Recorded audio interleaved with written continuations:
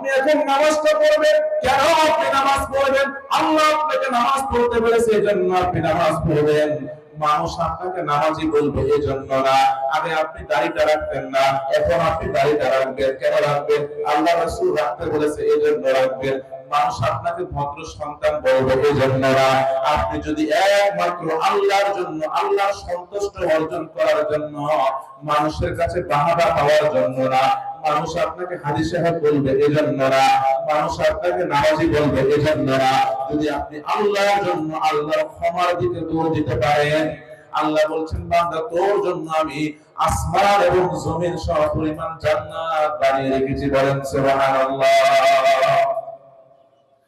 এরপর আল্লাহ রাব্বুল আলামিন বলেন ওয়াইদ্দাত লিল মুত্তাকিন,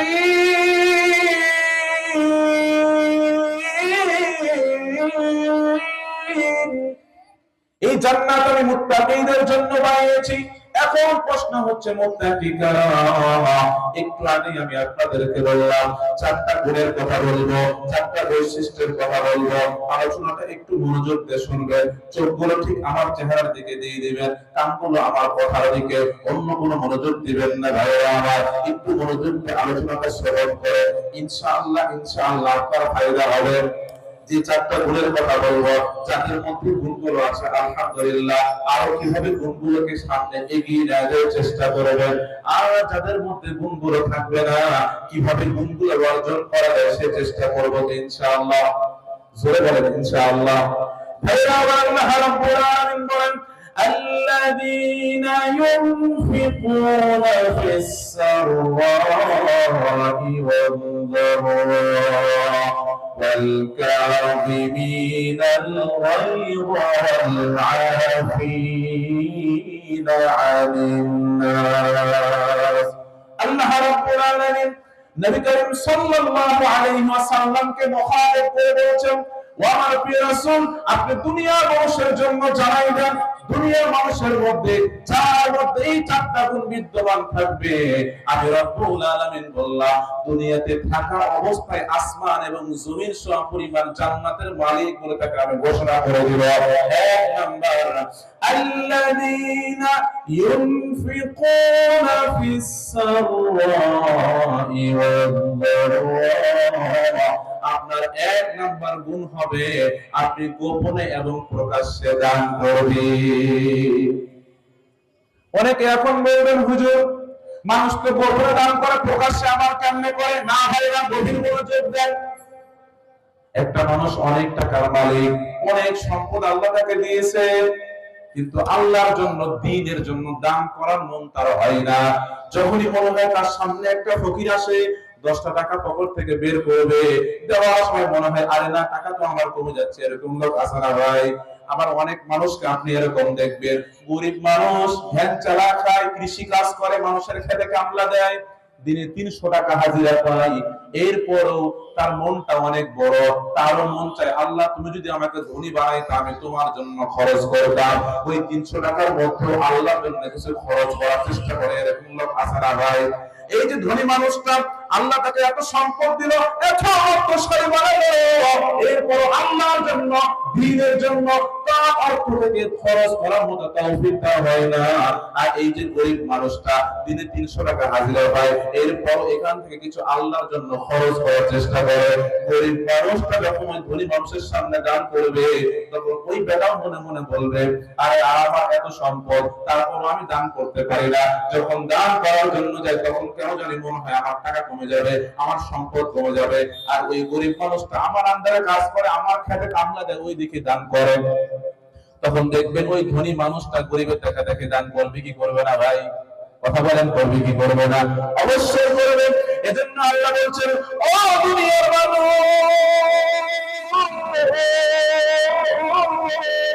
গভীর মনোযোগ দিয়ে শুনিয়া নাও, তোমার এক নাম্বার গুণ হবে তুমি গোপনে যেমন দান করে প্রকাশ্যেও দান করবে। এখন কথা হচ্ছে ভাইরা আবার, আল্লাহ তো আপনাকে দান করার জন্য আদেশ করলো, এখন আপনি দানটা কোন জায়গায় করবেন? আপনি আপনার মন মতো দান করলে হবে না। ভোটের সময় আপনার পিছনে গান গায়, ভোটের সময় আপনার মিছিলে যোগ দেয়, সব সময় আপনার গুণগান গায়, তাই বলে যা দান সব আপনি তাকে করে দিবেন, বিষয়টা এরকম না।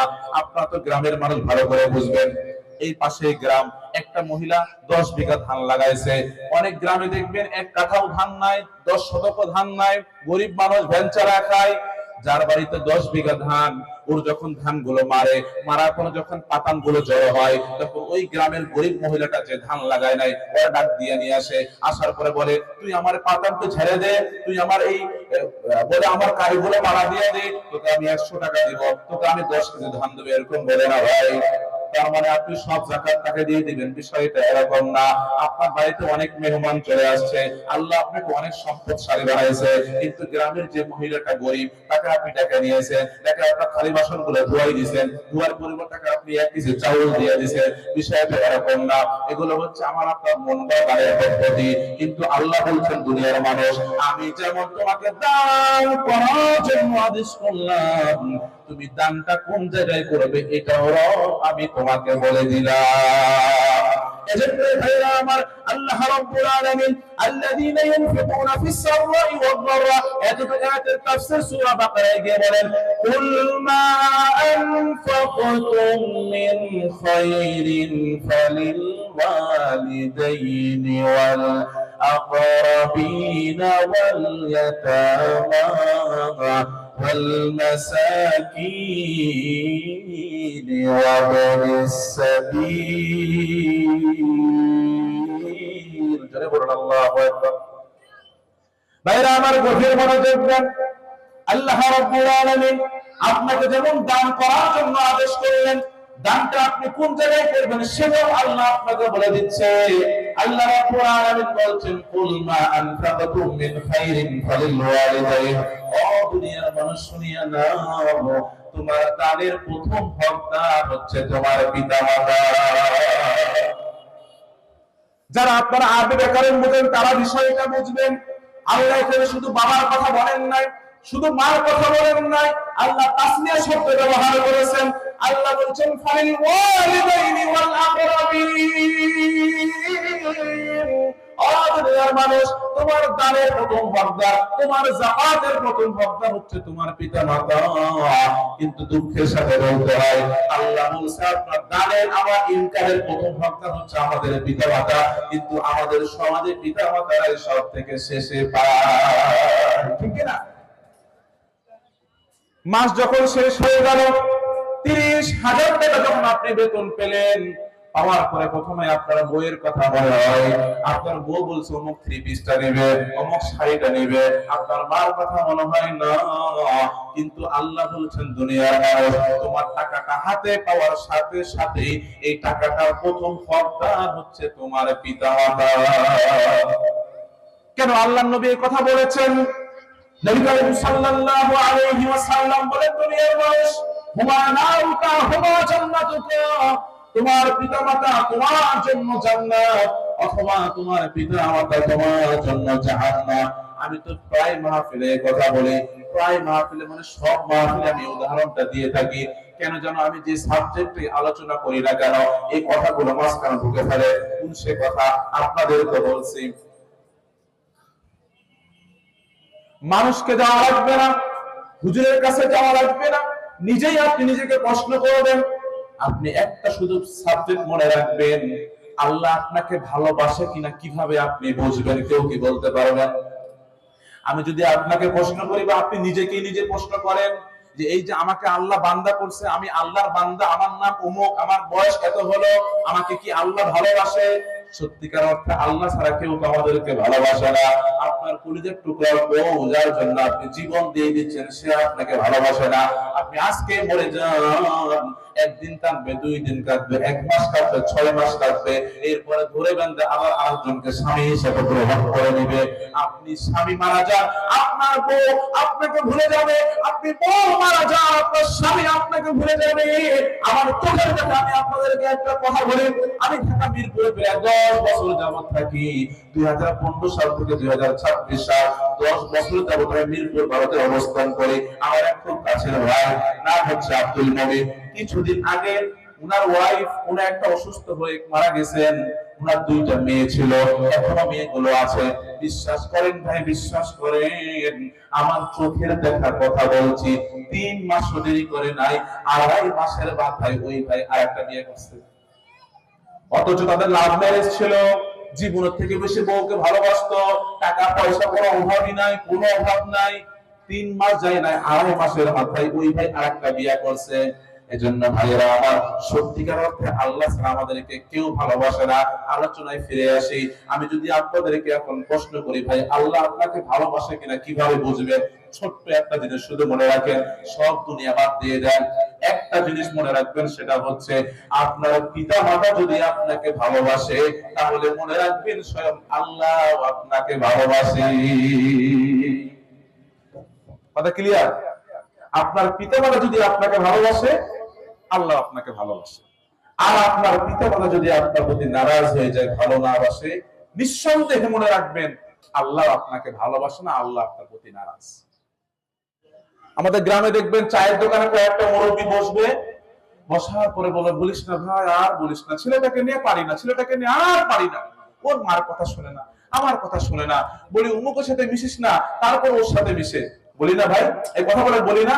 ওই লোকটা বাধ্য হয়ে, চিন্তিত হয়ে আর পারে না, বারবার ছেলেকে বলে, বাবা তুই বিড়ি খাস না, তুই ওর সাথে মিশিস না, তুই নষ্ট হয়ে যাবি, তুই নামাজটা পড়। পরে না, দোকানে বসে বলে আর পারে না ছেলেটাকে নিয়ে। অনেক মা বোনরা যখন একসাথে হয়, হওয়ার পরে মা বোনরা বলে, মেয়েটাকে নিয়ে আর পারি না, বলি পড়াশোনা কর, মোবাইলটা হাতে নিস না। মেয়ে কথা শুনে মা বোনরা বলে না ভাই? বলে। কেন বলে? তার প্রতি সে অসন্তুষ্ট হয়ে যায়, সহ্য করতে পারে না আর। কিন্তু আপনার অনেক মানুষ এরকমও দেখবেন, চায়ের দোকানে বসে বলে, আলহামদুলিল্লাহ আল্লাহ আমাকে একটা সন্তান দিয়েছে, যা বলি তাই শোনে, আমার সন্তান নামাজ ছাড়ে না, আমার সন্তান বাজে কোনো লোকের সাথে মিশে না, আমার সন্তান হাতে সিগারেট কখনো দেখি না। অনেক মা বোনেরাও বলে, আল্লাহ আমাকে লাখে একটা মেয়ে দিয়েছে, আমার মেয়েটা অনেক ভালো, কোনো বাজে রিপোর্ট তার ভিতরে নাই। বলি না ভাই? এই জন্য আপনি বুঝে নিবেন যে আপনার পিতামাতা যদি আপনার অগোচরে আপনার প্রশংসা করে অন্য কোনো মানুষের কাছে, আপনাকে ভালোবাসে, আল্লাহ ভালোবাসে। আর আপনার পিতামাতা যদি আপনার অগোচরে, আপনার অনুপস্থিতিতে আপনার বদনাম করে বেড়ায়, আপনাকে নিয়ে অসন্তুষ্ট হয়, কান্না করে, তাহলে মনে রাখতে হবে আল্লাহ আপনার প্রতি অসন্তুষ্ট। এখানে আমরা বসে আছি, যাদের বাবা মা বেঁচে আছেন, আজকে গিয়ে বাসায় গিয়ে জিজ্ঞেস করুন, আব্বা মা তুমি কি আমার প্রতি সন্তুষ্ট আছো? তুমি আমাকে জন্ম দিচ্ছ, আমি তোমার ছেলে, তুমি আমাকে মানুষ করছো, তুমি কি কোনো বিষয়ে আমার প্রতি অসন্তুষ্ট আছো, আমার প্রতি নারাজ আছো? আজকে জিজ্ঞেস করবেন ভাই, ইনশাআল্লাহ। হ্যাঁ, যাদের পিতা মাতা বেঁচে আছেন সবাই আজকে জিজ্ঞেস করবেন। দেখবেন আপনার মাকে আপনি যতই কষ্ট দেন, যত যাই করেন, আপনার মা মুচকি হেসে কি বলবে জানেন? বলেন তো, মুচকি হেসে কি বলবে? তুই তো আমার সন্তান, তোর উপর কি রাগ করে থাকতে পারি, বলবে না ভাই? কথা বলেন। আল্লাহু আকবার। এই জন্য তো মাদের এত সম্মান। আল্লাহ কি বলছে? যে উফি ওয়ালা তানহারহুমা ওয়া কুল্লাহুমা কওলান কারীমা। আরে বেটা, ধমক দিবি না তো দিবি না দূরের কথা, উফ শব্দটাও করতে পারবি না। একটু চিন্তা করেন, পিতামাতার সাথে খারাপ ব্যবহার করা, ঝাড়ি দেওয়া তো যাবে না, যাবে না। উফ উফ মানে কষ্ট পেয়ে, চুপ করো তো, চুপ করো, এটাও করা যাবে। আল্লাহ উফ এই শব্দটাই কোরআনে ব্যবহার করেছে। তার মানে কি চুপ থাকবেন? জি না। ওয়া কুল্লাহুমা কওলান কারীমা, সম্মানিত ভাষায়, সম্মানজনক বাক্যে তুমি তোমার পিতামাতার সাথে কথা বলবে। ভাইরা আমার, এজন্য পিতামাতা খুব সেনসিটিভ জিনিস, খুব কঠিন একটা জিনিস। এটা সতর্ক থাকবেন। পিতামাতার বদদুয়া যদি আপনি পেয়ে যান, জীবন আপনার ধ্বংস হয়ে যাবে, এই দুনিয়াতে না হলে পরকালে হবে। পিতামাতার দোয়া যদি আপনি পেয়ে যান, আপনি সফল হবেন, এই দুনিয়াতে না হলে পরকালে হবে।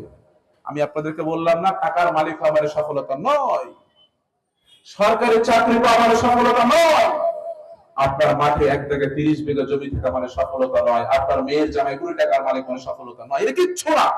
সফলতা এই শব্দই মানায় না এখানে। সফলতা বলা জান্নাত পাওয়া, জান্নাতে মানে কোনো সফলতাই নাই। কথা ক্লিয়ার ভাই? এগুলো কিচ্ছু না, এগুলো মায়ায় পড়বেন না, কোনো কিচ্ছু না দুনিয়া। আল্লাহ বলছেন ওয়াল হায়াতুদ দুনিয়া ইল্লা মাতাউল গুরুর। আরে বেটা, দুনিয়াতে শুধু ধোঁকা ছাড়া আর কিচ্ছু না। একটা উদাহরণ নেন, আপনি কোন একটা ফ্যাক্টরি আপনি মালিক। গভীর মনোযোগ ভাই, আমার কথাগুলো বোঝার চেষ্টা করেন। আপনি একটা ফ্যাক্টরির মালিক, আপনার ফ্যাক্টরি থেকে একটা পণ্য বের করেন, মনে করেন পানিটাই, এটা আপনি মালিক, প্রাণ কোম্পানি আপনি মালিক। এই পানিটা বাজারে ছাড়ার পর আপনি বললেন, এই দেশবাসী আপনি শুনেন, এই প্রাণ কোম্পানির মালিক বলতেছি আমি, এই পানিটা কিন্তু ভালো হবে না, আপনারা খায়েন না। কথা বুঝছেন? কাস্টমারদেরকে আপনি এটা বললেন। আপনার কি পানি কেউ কিনবে? কোন দোকান মালিক আপনার পানি কোম্পানি উঠাবে? বরং আপনি কি করেন, আপনার এই পানির যে গুণ আছে সেটাও মানুষকে বলেন, আরো বাড়ায়া বাড়ায়া বলেন, যাতে আপনার এই পণ্যটা কিনে। ঠিক কিনা? একটু ভাবেন তো ভাই, একটু ভাবেন। এই দুনিয়াটা কে বানাইছে? জোরে বলেন। আল্লাহ। দুনিয়া পরিচালনা কে করে? কার অর্ডারে সবকিছু হয়? তো ওই আল্লাহ তো বলতেছে যে ওয়ামাল হায়াতুদ দুনিয়া নাফি নাফি বা আর দুনিয়া মাতাউল গুরুর ওয়া মা বা ইল্লা বা আর দুনিয়া মাতাউল গুরুর। দুনিয়াটা হচ্ছে একটা মরিচিকা ছাড়া কিচ্ছু না। তো আমার কথা হলো, যদি এই কোম্পানির মালিক বলে যে আমার পানি ভালো না, প্রাণ কোম্পানি ভালো না, আপনারা ফ্রেশ কোম্পানির মাল খান, ওই বেটা তো এটা করবে না, বলবে না, ও আরো বলবে যে আমাদের পানি অনেক ভালো, অমুক যেটা গুণ নাই সেটাও বলবে, ও মিথ্যা কথা বলে বেচার চেষ্টা করবে। তাও আপনি এটা খাচ্ছেন। আর আল্লাহ বলেছে এই দুনিয়ার মানুষ, এই দুনিয়া আমি বানাইছি রে, এই দুনিয়া আমার অর্ডারে চলে, আমি বললাম, আমি বানাই, আমি বললাম এই দুনিয়া মরিচিকা ছাড়া কিচ্ছু না। তারপর আপনি কেন মাতলেন ভাই? কথা ক্লিয়ার? বুঝতেছেন কি বোঝালাম আমি পানিটা দিয়ে? এটাই আপনাদেরকে বোঝালাম।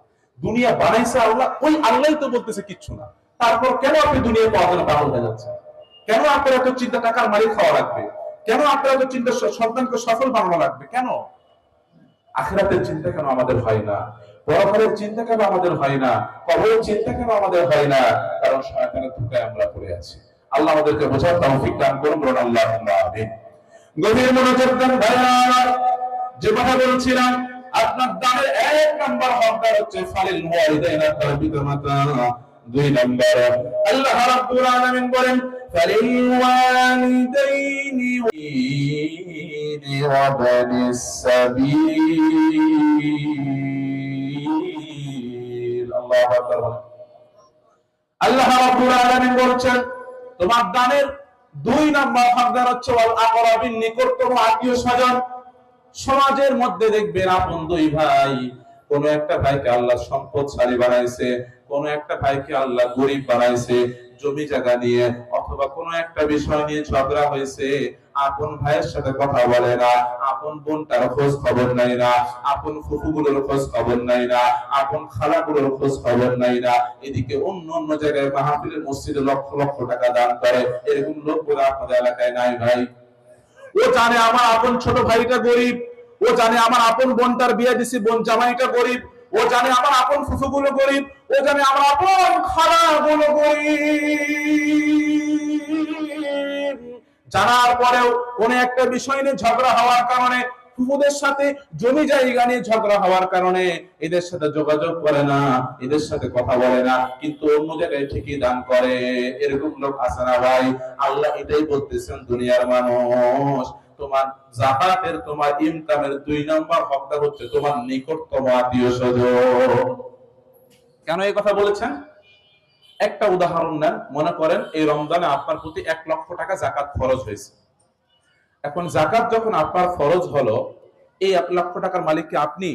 না, এটা আপনার সম্পদ থেকে যাকাতের হক যারা, আল্লাহ বলছেন যে ইন্নামাস সাদাকাতু লিল ফুকারা ওয়াল মাসাকিন ওয়াল আমিলিন আলাইহা ওয়াল মুআল্লাফাতি কুলুবুহুম। আল্লাহ আয়াতে বিস্তারিত বলেছেন কারা কারা যাকাতের হকদার। এরা মালিক। যখনই আপনার সম্পদ থেকে যাকাতটা বের করে ফেললেন, ওই টাকাটার মালিক ওরা হয়ে গেল। এখন আপনার দায়িত্ব হচ্ছে যাকাতটা আদায় করে দেওয়া। আদায় করলে আপনি সওয়াব পেয়ে যাচ্ছেন, তাই না ভাই? এখন আপনি একটু ক্যালকুলেশন করলেন, কি রে দেখি তো, আমার তো আপন ছোট ভাইটা গরিব, ও তো ভ্যান চালাচ্ছে, ও তো যাকাতের হকদার, আমি এটা মানুষকে দেবো কে? ওরে দিব। কথা বুঝেন? আপনি একটু ভাববেন, আপনাকে আল্লাহ সম্পদশালী বানাইছে, আপনি ভাববেন কি রে, আমার তো অমুক চাচাতো বোনটার বিয়ে হয়েছে, ও তো গরিব, শুনছিলাম নাকি কোন রকম কৃষি কাজ করে খাই, আমি এটা মানুষকে দেবো কে? ওকে দেবো। উপকার কি পাবেন? আপনি অন্য জায়গায় যাকাতটা আদায় করলে যাকাত আদায় হয়ে গেল, কিন্তু এই যাকাতটাই যদি নিকটতম আত্মীয় স্বজনদের মাঝে দিতে পারেন, তাহলে এক তো আপনি যাকাত আদায় করার সওয়াব পেলেন, দ্বিতীয়ত আপনি এই যে আত্মীয়তা বন্ধনটা বজায় রাখেন, ডাবল সওয়াব পেলেন। কথা বুঝেন না মনে হয়? তা আপনি ডাবল সওয়াবটা কেন হাতছাড়া করবেন?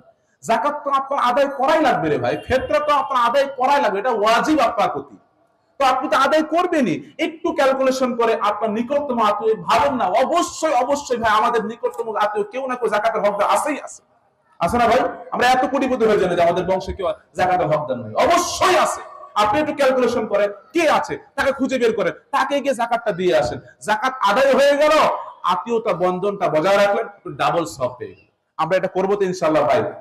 ঝগড়া ঝাঁটি, জমি জায়গা, পানি, এমনও পরিবার দেখবেন টিনের পানিটা কোন দিকে পড়বে এটা নিয়ে ঝগড়া করে কথা বলে না। আছে আমাদের এলাকায়, আছে, আমি নিজে দেখছি। আমাদের এলাকায় বদনাম করলাম নাকি ভাই? কিছু মনে করেন না, আমি নিজে দেখছি। ওর টিনের পানি কোন দিকে পড়বে এটা নেই ওর ঝামেলা, ও কথা বলে না নিজের আত্মীয়তার সাথে। এটা করা যাবে না ভাই। আত্মীয়তা বন্ধনটা বজায় রাখবেন। আল্লাহ রাসূল বলেছেন যে আত্মীয়তা ছিন্নকারী জান্নাতেই প্রবেশ করবে না, ও জান্নাতেই যাবে না। যদিও ব্যাখ্যা আছে হাদিসের, সরাসরি বলা হয় নাই, তো আমাদের ভয়ের জন্য এভাবে বলা হয়েছে যে আত্মীয়তা ছিন্নকারী ও জান্নাতেই যাবে না। তার মানে কি, যে একটা মানুষ আত্মীয়তা ছিন্ন করে আবার সে নামাজ পড়ে, রোজা রাখে, সব মানে, তাহলে সব কি বিফল না? কখনোই বিফল না। এই হাদিস ভয়ের জন্য বলা হয়েছে।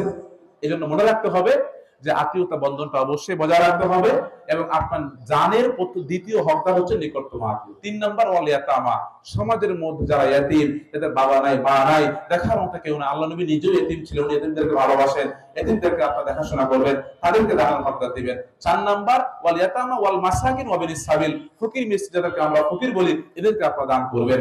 তাহলে আমার আলোচনা কি বুঝতেছেন ভাই? হ্যাঁ, আপনারা একটু হ্যাঁ না করেন, নাহলে আমি মজা পাচ্ছি না। কারণ আমি কথা বলছি, আপনারা আমার দিকে শুনতেছেন, এখন যদি আপনারা মাথা নড়ান তাহলে আমি বুঝবো, আমার আলোচনা বুঝতেছি, আমি করে মজা পাবো। কথা ক্লিয়ার?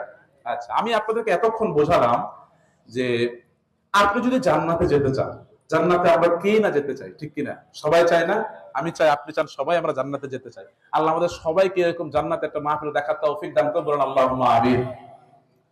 তো জান্নাতে আমরা সবাই যেতে চাই। তো আমার কথা হলো যে যদি আপনি জান্নাতে যেতে চান, তাহলে আপনার বেশ কয়েকটা গুণের কথা বলবো আমি সময় থাকলে। 1 নম্বরে বললাম যে আপনাকে গোপনে এবং প্রকাশ্যে দান করতে হবে। এতটুকু বুঝছেন? এখন পরক্ষণে আমি আপনাকে বললাম দানটা আপনি কোন জায়গায় করবেন। মন মতো করলে হবে না, মন মতো করতে পারবেন না। আল্লাহ বলে দিয়েছে আল্লাযীনা ইউনফিকুনা ফিস সাররাই ওয়াদ দাররা।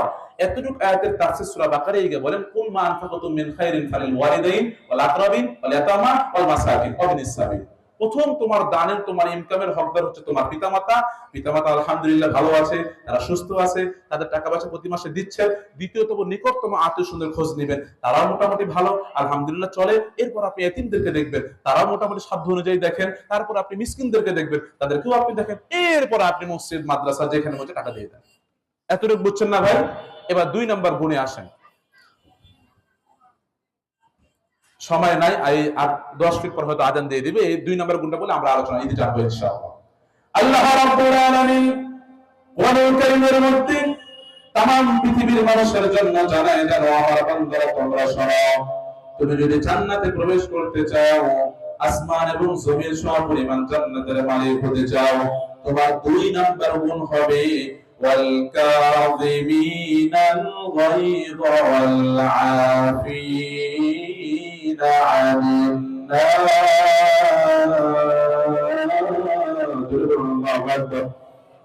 আল্লাহ রাব্বুল আলামিন বলেন তোমার 2 নম্বর গুণ হবে ওয়াল কাযিমিনাল গায়য, রাগকে দমন করা লাগবে, রাগকে নিয়ন্ত্রণ করতে হবে। রাগের মাথায় যে আমরা কত ক্ষতি করে ফেলি এটা আপনারা কল্পনা করতে পারবেন না। একটা মানুষের যখন রাগ উঠে যায় তখন তার হিতাহিত জ্ঞান থাকে না। আপনারা তো গ্রামের মানুষ, ভালো করে বুঝবেন। আপনারা মাঠের মধ্যে খেতে কাজ করতে গিয়েছেন, আইল ছাঁটবেন, ধান লাগাবেন, এজন্য আইল ছাঁটা পরিষ্কার করবেন, ঘাসগুলো সুন্দর করে আপনি আইল ছাঁটতে শুরু করেছেন।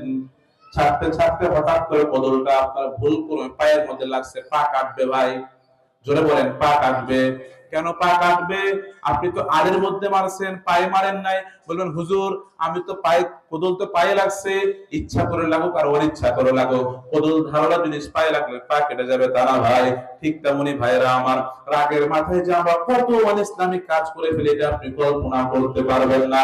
এমন তো সমাজে দেখা যায়, রাগের মাথায় তার বউকে বলে বেটা তুই তালাক, তোর বাপ তালাক, তোর 14 গোষ্ঠী তালাক বলে না ভাই।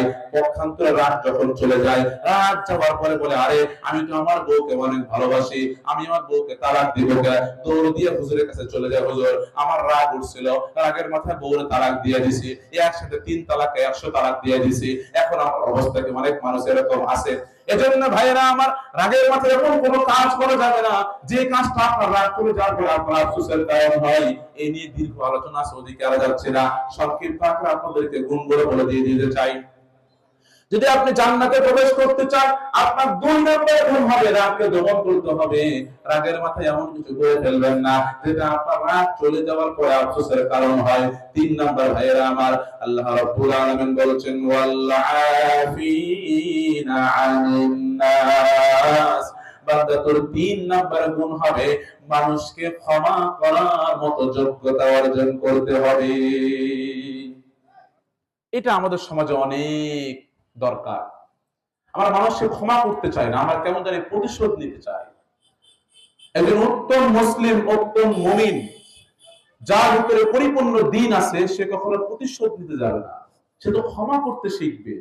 আল্লাহ নবী কাফেররা আসছে, আসার পরে চাদর পরে আল্লাহ নবী পিছন দিকটা টান দিছে, টান দেওয়ার কারণে চামড়া গুলো ছিঁড়ে গিয়েছে। আল্লাহ নবী কোনো দোষী নাই, টাকা পায়, টাকা দেওয়ার ডেট এখনো আসে না, ডেট অনেকদিন পরে টান দিছে, চামড়া গুলো ছিঁড়ে গিয়েছে।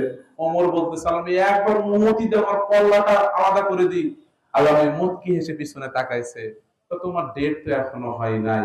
আর আমাদের দরকার অনেক কারণে অকারণে যদি কোনো মুমিন আরেকজনের প্রতি অবহেলা করে, খারাপ ব্যবহার করে, যদি ও 10% ক্ষতি করে, ওই আমার কি ক্ষমতা কম, ঘরে চ দেখি কে হাত দিছে, বলি না আমরা মানে পাওয়ার কতটুকু বুঝেন না মনে হয় কথা। মানে আমরা কেউ যদি আমাদের 10% ক্ষতি করে, কেমনে তার 50% ক্ষতি করা যায় এই চিন্তায় আমরা মগ্ন থাকি। ওরা যদি মুসলমানের গুণ তবে মাফ করে দাও, জেনে করুক না জেনে করুক, আরে ও তো আমার ভাই, করতেই পারে, কেন আপনি মাফ করবেন? আল্লাহ বলেছে একজন মুমিনের অন্যতম গুণ হবে, জান্নাতে যাওয়ার অন্যতম গুণ হবে সে মাফ করতে শিখবে। মানুষকে ক্ষমা করার মতো যোগ্যতা অর্জন করতে হবে। কেন আপনি ক্ষমা করবেন? উদাহরণ নেন, এখানে অনেকে আছেন বয়স 40, 50, 60, 70, 80, পুরো জীবনটা বাদ। আল্লাহ যদি বলে রাতনগরের জন্য আজকে রহমত করে দিলাম, ওদের পুরো জীবনের গুনাহ মাফ করে দিলাম, শুধুমাত্র আজকে সকাল থেকে নিয়ে এখন অবধি এতটুকু সময়ের হিসাব যদি রাতনগরের মানুষ দিতে পারে, তাহলে তাদেরকে জান্নাতে দেওয়া হবে। হিসাব দিতে পারবেন? পুরো জীবন বাদ, আজকের দিনটা পারবেন? পারবেন না। আপনারা বললে মন খারাপ করবেন, এটাই সত্য। এখানে আমার সামনে প্রায় 200 মানুষ বসে আছে, 90% মানুষ আজকে ফজর নামাজ পড়েন নাই। ভাই পড়েন নাই, এটাই সত্যি। আপনি মানলেও সত্যি, না মানলেও সত্যি, ঠিক কিনা? আই কিসের ফজর, জোহর পড়েন নাই, আসর পড়েন নাই, আপনি এখানে চলে আসছেন, পুরো জীবন বাদ। আল্লাহ বলছে আজকের দিনের হিসাব দিন, এটাও আপনি পারবেন না, আমি নিজেও পারবো না। কেন পারবো না?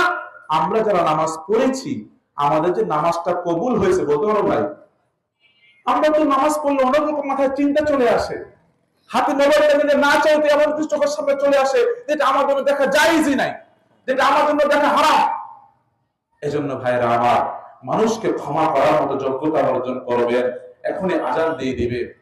আমি এবার আলোচনা এটি টানছি, এতক্ষণ আপনাদেরকে আমি যা বোঝালাম যে জান্নাতে যদি আপনি যেতে চান, 3টা গুণের কথা আপনাদেরকে আমি বললাম। এক, আপনি গোপনে প্রকাশ্যে দান করবেন। দানটা কোন জায়গা করবেন এটাও আপনাকে আমি বলে দিয়েছি, পিতামাতা, নিকটতম আত্মীয়, এতিম মিসকিন। 2 নাম্বার, আপনি রাগকে দমন করবেন, রাগকে নিয়ন্ত্রণ করার চেষ্টা করবেন। আচ্ছা, রাগ নিয়ন্ত্রণ করার একটা দোয়া আপনাদেরকে শিখাই দিই। আল্লাহ নবী বলেছেন, দুনিয়ার মানুষ, তোমাদের যদি রাগ ওঠে, তোমরা যদি দাঁড়িয়ে থাকো তাহলে বসে পড়ো, যদি বসা অবস্থায় রাগ হয় তাহলে শুয়ে পড়ো, আর আউযু বিল্লাহি মিনাশ শাইতানির রাজিম পড়ো এবং এক গ্লাস পানি খাও। এবং যে বিষয়ে রাগ হচ্ছে, যেখানে রাগ হচ্ছে সেখান থেকে অন্য জায়গায় চলে যাও। কথা বুঝছেন? প্রথমে দাঁড়ানো অবস্থায় ঝগড়া করতেছেন, শান্ত মাথায় বসে পড়েন। বসা অবস্থায় ঝগড়া হয়েছে, শান্ত মাথায় একটু শুয়ে পড়েন। শোয়া অবস্থা রাগ হয়েছে, এক গ্লাস পানি খান, একটু ওইদিকে থুতুমুতু দেন, আউযু বিল্লাহি মিনাশ শাইতানির রাজিম পড়ে। এটাই রাগ নিয়ন্ত্রণের দোয়া। আউযু বিল্লাহি মিনাশ শাইতানির রাজিম মানে কি? শয়তান থেকে, বলেন, শয়তান থেকে আশ্রয় চাচ্ছি। রাগটা কার পক্ষ থেকে আসে? শয়তানের পক্ষ থেকে। কার পক্ষ থেকে? বলেন, শয়তানের পক্ষ থেকে। এজন্য ভাই, রাগকে দমন করবেন, রাগকে নিয়ন্ত্রণ করবেন, রাগের মধ্যে কোনো খারাপ ব্যবহার করবেন না। 3 নাম্বার, মানুষকে ক্ষমা করার মতো যোগ্যতা অর্জন করবেন। যে আলোচনাগুলো বললাম, প্রথমে আল্লাহ পাক আমাকে, এরপর আমাদের সবাইকে আমলে বাস্তবায়ন করার তৌফিক দান করে পড়ুন আল্লাহুম্মা আমিন। এই বলে আজকে আলোচনা এখানেই শেষ করছি।